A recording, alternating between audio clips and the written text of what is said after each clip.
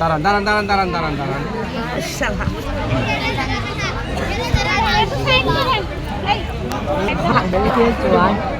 একজন ছন্দের রানীর কাছ থেকে আমরা তার একটা ভাইরাল ছন্দ শুনবো। আমি তার কিন্তু অনেক ছন্দের ভক্ত আর কি, নিশ্চয় লেখে। আপু আমাদের একটা নারী তুমি মা রূপে সুন্দর, রূপে বিয়ের পরে যেসব পুরুষ এই কথা কয় তাদের উদ্দেশ্যে কথা বলতে চাই আমি। ও কিন্তু বই হয়, মা তো হয় মাই, তাই দুজনের মধ্যে তুলনা করে সৃষ্টি করো না দ্বন্দ্ব। দুদিকে দেখার চেষ্টা করো না চোখ দেও অন্ধ। দুজনের প্রতি সমান ভালোবাসা বজায় রাখো তুমি, কারণ যেমন তুমি মায়ের সন্তান তেমন আমি।